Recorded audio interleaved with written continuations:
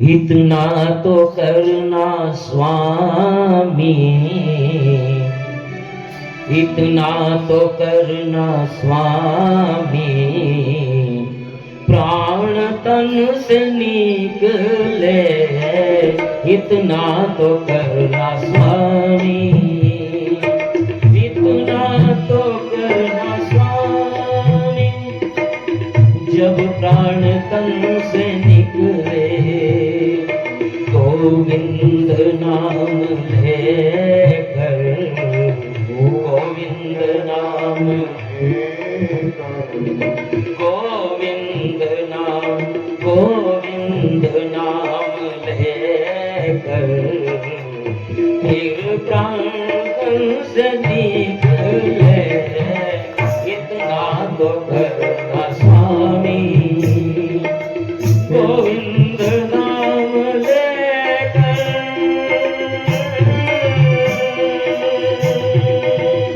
प्रभु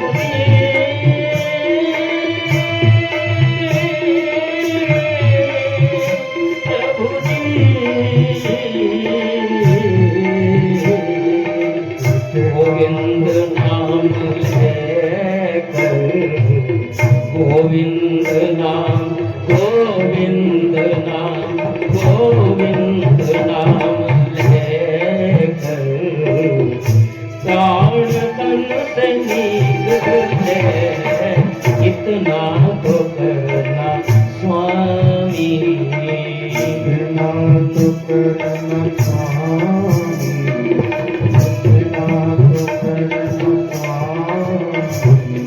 जब प्राण तन से निकले, गोविंद नाम लेकर, गोविंद नाम लेकर, फिर प्राण तन से निकले, इतना तो करना स्वामी।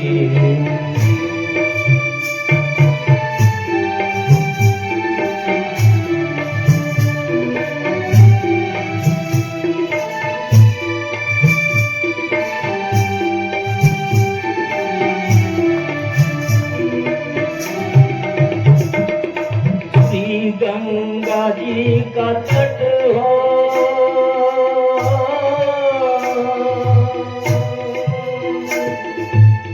गंगा जी का तट हो, श्री गंगा जी का तट हो, यमुना का वंशीवट हो, यमुना का वंशीवट हो, मेरा सांवरा, मेरा सांवरा, मेरा सांवरा निकट हो प्रभु जी, मेरा सांवरा निकट हो प्रभु जी, प्राण तन से निकले, इतना तो करना स्वामी। मेरा सांवरा,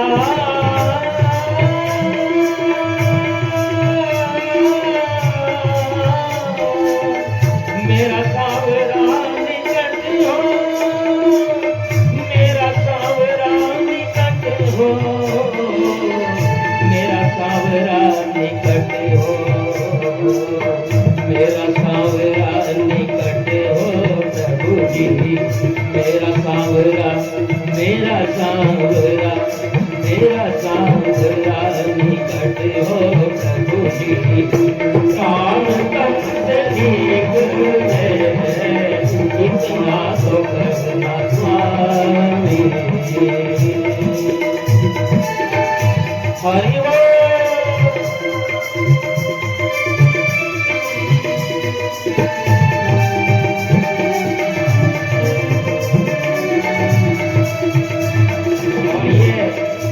ये जो स्तुति है भीष्म ने नहीं कर रहे हैं, हम सभी भीष्म हैं और अनेकों सांसारिक बाण हमारे आगे पीछे लगे हुए हैं। हमें भी यही बोलना चाहिए जो अभी भीष्म बोल रहे हैं।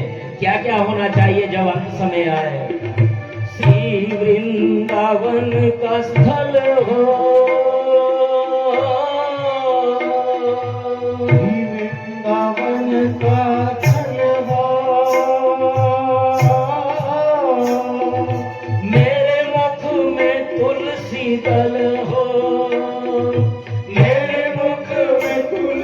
दल हो, श्री वृंदावन का स्थल हो, मेरे मुख में तुलसी दल हो, मेरे मुख में तुलसी दल हो, विष्णु चरण का जल हो प्रभु जी, विष्णु चरण का जल हो प्रभु जी, प्राण तन से निकले इतना तो करना स्वामी, विष्णु चरण का जल हो प्रभु जी, विष्णु चरण का जल हो, विष्णु चरण का जल हो,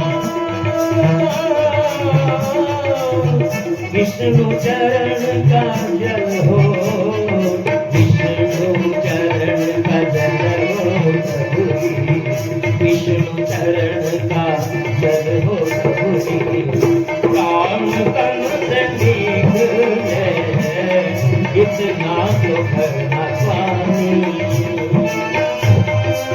हरि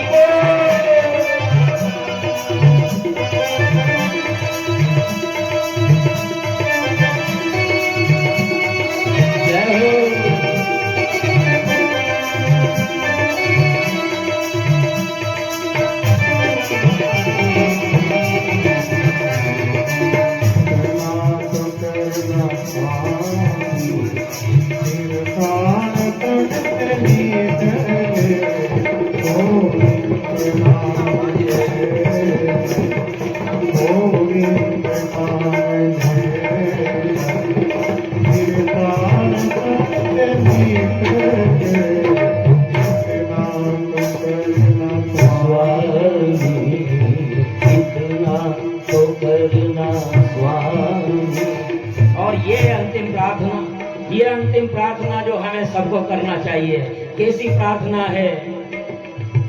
जब कंठ प्राण आए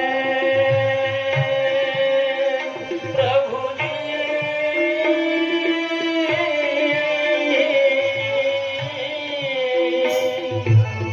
जब कंठ प्राण आए कोई रोग ना सताए, कोई रोग ना सताए, कोई रोग ना सताए, यम दर्शना दिखाए प्रभु जी, यम दर्शना, यम दर्शना, यम दर्शना दिखाए प्रभु जी, प्राण तन से निकले इतना तो करना स्वामी, इतना तो करना स्वामी, प्राण तन से निकले गोविंद नाम लेकर, हे गोविंद,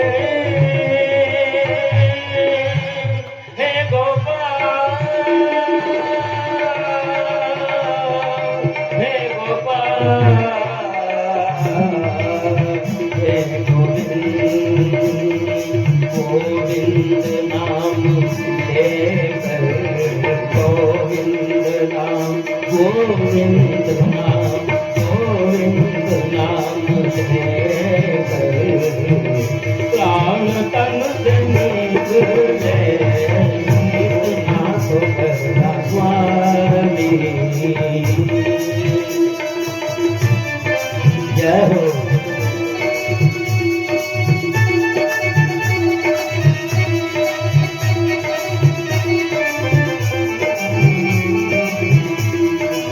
हे प्रभु, हम सब ये प्रार्थना कर रहे हैं हमारे प्रभु श्री कृष्ण से, क्या प्रार्थना कर रहे हैं? उस वक्त जल्दी आना, उस वक्त जल्दी आना, नहीं श्याम भूल जाना, नहीं श्याम भूल जाना,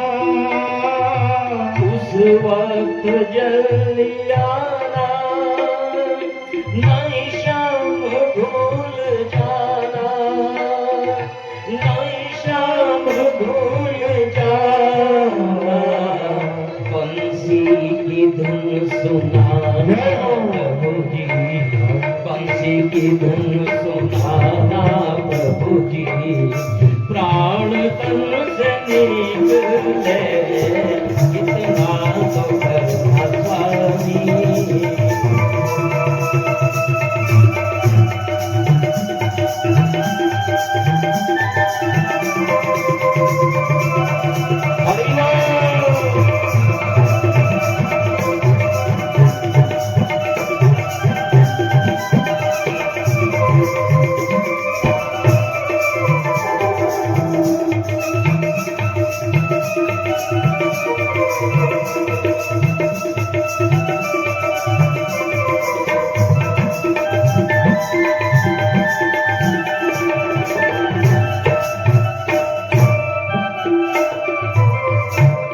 और अब जो ये प्रार्थना भीष्म कर रहे हैं वो हम सबको करनी चाहिए, क्योंकि ये जितना आसान दिखता है उतना आसान है नहीं। अंतिम समय में गंगा जल मुंह में आ जाए, अंतिम समय में हमारा प्राण सुखपूर्व निकल जाए, ये बहुत बड़ी बात है। इसलिए मेरा प्राण निकले सुख से, मेरा प्राण निकले सुख से, तेरा नाम निकले मुख से, हाँ तेरा नाम निकले मन से, मेरा प्राण निकले सुख से, तेरा नाम निकले मुख से, बच जाऊं घोर दुख से प्रभु जी, बच जाऊं और दुख से प्रभु, हाँ बच जाऊं घोर दुख से प्रभु जी, प्राण तन से निकले इतना तो करना स्वामी, इतना तो करना स्वामी, इतना तो करना स्वामी, प्राण तन से निकले गोविंद नाम लेकर, गोविंद हे गोविंद हे गोपाल, हे गोविंद गोविंद नाम लेकर, गोविंद नाम लेकर, प्राण तन से निकले गोविंद स्वामी, इतना तो करना स्वामी, इतना तो करना स्वामी।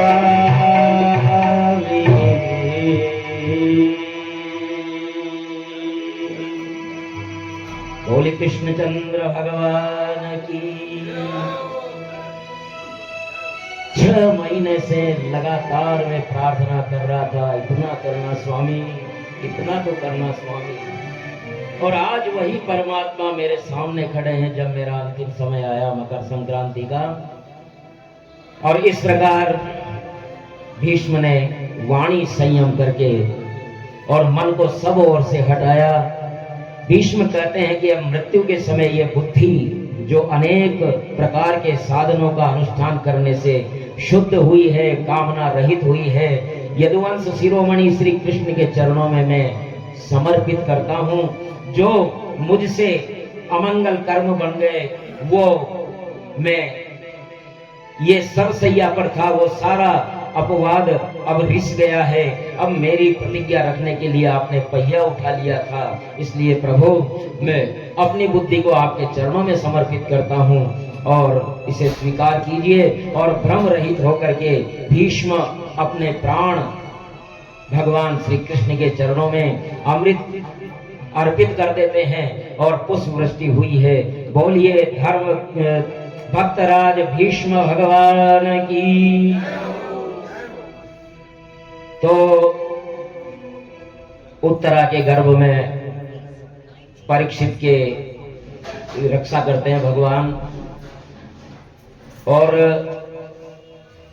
बड़ा उत्सव मनाया जाता है जब परीक्षित जी का जन्म हुआ। प्रजा तीर्थ नालोच्छेदन से पूर्व ब्राह्मणों को बहुत दान दिया गया, और भगवान ने इसकी रक्षा की है, इसलिए इसका नाम विष्णु रात होगा। विष्णु भगवान ने रक्षा की है। ये बड़ा यशस्वी भगवान का परम भक्त और महापुरुष होगा। इक्ष्वाकु के समान प्रजापालक और राम के समान ब्राह्मण भक्त, शिवी के समान दानी होगा, और भरत के समान यशस्वी होगा। विदुर जी के उपदेश से गांधारी के साथ धृतराष्ट्र का वनगमन होता है, क्योंकि विदुर जी कहते हैं कि तुमने इन पांडवों के साथ क्या क्या नहीं किया। लाक्षागृह में जलवाने का प्रयत्न किया, जहर दे दिया, और कितने ही प्रयोग किए तुमने इनको मरवाने के, और आज वो तो धर्म पुत्र हैं, वो तो तुम्हारी सेवा करेंगे माता पिता से भी बढ़ करके, लेकिन तुम कुत्तों की तरह उनके दिए हुए टुकड़ों पर पल रहे, शर्म नहीं आती। और धृतराष्ट्र को ग्लानि होती है, और गांधारी और धृतराष्ट्र हिमालय की तरफ जाते हैं और हरिद्वार में और गंगा स्नान पूर्वक अपना प्राण त्याग करते हैं। इस प्रकार सप्त स्रोत में 5वें दिन वो देह त्याग कर देते हैं, और इस प्रकार भगवान स्वजनों से मिलने, श्री कृष्ण की आगामी मंतव्य जानने के लिए अर्जुन द्वारका गए हुए थे। कई महीनों से नहीं आए तो भयंकर उत्पात होने लगे, और युधिष्ठिर मन में काम ना कर रहे थे कि ये क्या हो रहा है, अजीबोगरीब उत्पात क्यों हो रहे हैं। और ऐसे में अर्जुन आते हैं और उन्हें सुनाते हैं कि भगवान अब इस धराधाम पर नहीं है। जब भगवान धराधाम पे नहीं रहे तो युधिष्ठिर भी अपना राज्य परीक्षित को देकर के और हिमालय में प्रस्थान करते हैं। परीक्षित जी दिग्विजय यज्ञ करते हैं, दिग्विजय अभियान करते हैं, और चक्रवर्ती सम्राट हो जाते हैं। और उन्हीं चक्रवर्ती सम्राट के राज्य में उन्होंने देखा कि एक बैल और गाय को एक म्लेच्छ, राज चिन्हधारी म्लेच्छ पीट रहा है। धर्म रूपी बैल एक पैर पर खड़ा है, गाय भी खड़े खड़े, गाय और बैल दोनों आंसू बहा रहे थे। परीक्षित ने धनुष चढ़ा करके ललकारा, तू कौन है? राजवेश धारण करके शूद्र का काम कर रहा है, मैं अभी तेरा वध कर देता हूँ। कलियुग परीक्षित के चरणों में गिर जाता है, और परीक्षित ने धर्म से पूछा, आपके 3 पैर किसने काट दिए? इसी प्रकार गौमाता को भी सांत्वना देते हैं। ये युग का प्रभाव है, धर्म रूपी वृक्ष कहते हैं। हम नहीं जानते कि क्लेशों का कारण क्या है, लेकिन जो है प्रभु की कृपा है। इस प्रकार कलयुग को मारने के लिए जब तलवार उठाई तो कलयुग घबरा करके चरणों में गिर गया। परीक्षित बोले, तू हाथ जोड़ करके शरण में आ गया तो तुझे अब कोई भय नहीं है, लेकिन तू अधर्म का सहायक है, इसलिए मेरे राज्य में तुझे नहीं रहना चाहिए। त्वां वर्तमानं नरदेव देहे स्मनो प्रवृत्तो यमधर्मपूगा लोभोनृतं चोर्यमनार्यमंहो ज्येष्ठा च माया कलहश्च धम्भ। हे भगवान, आप कह रहे हैं मेरे राज्य में नहीं रहना, लेकिन मैं कहाँ जाऊं?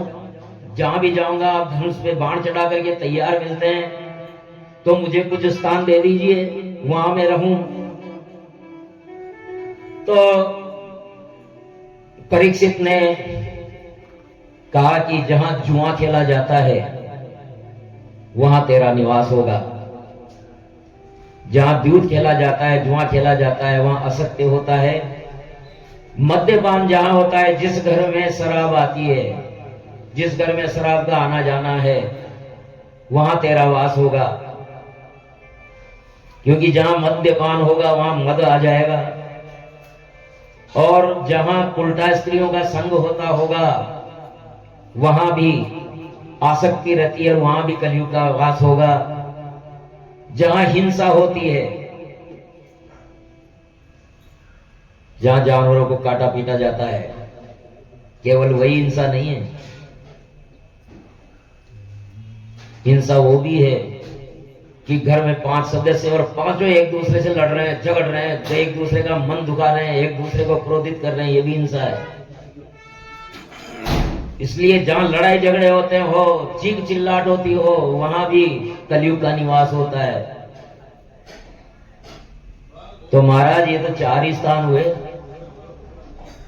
ये तो कम पड़ रहे हैं, तो फिर एक और स्थान दो। बोले क्या? बोले कनक, सोना। अब सोना एक तो कीमती धातु जो आजकल 2 लाख से पार हो गई, और एक वो सोना जो सोते ही रहते हैं, दोनों में कलयुग है। जरूरत से ज्यादा जितनी आवश्यक है स्वास्थ्य के लिए उतनी नींद लें, वहां सब कलयुग नहीं है। लेकिन जब जरूरत से ज्यादा केवल सोना ही सोना दिखे तो वहां कलयुग है। और वो सोना कनक कनक ते 100 गुना मादकता अधिकाय, एक खाए बोराए है, एक पाए बोराए। कनक कनक ते 100 गुना, कनक यानी आंकड़ा, आंकड़े से 100 गुना मादक ये सोना है, कनक सोना स्वर्ण। क्योंकि इस कनक को तो यानी आंकड़े को तो खाने के बाद में बोराएगा आदमी, लेकिन सोने को तो पाते ही बोला जाता है। जिसके पास सोना आ गया वो तो आदमी को आदमी नहीं समझता। एक खाए बोराए है, एक पाए बोराए, ये तो सोने में कलयुग आ गया। अब हमारी माताएं ध्यान दें, सोना चांदी पहनना बंद करो।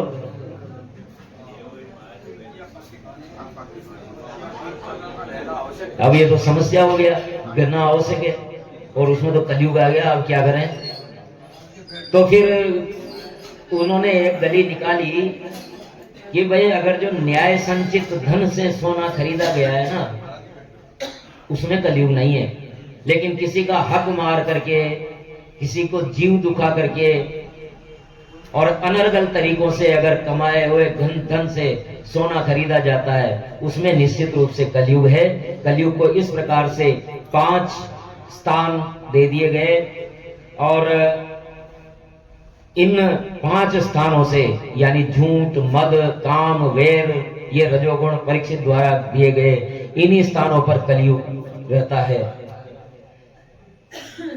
एक दिन परीक्षित शिकार को गए, उससे पहले दावाई जी से पूछा कि हमारे भंडार का दर्शन तो करवाओ, हमारे भंडार में क्या क्या है।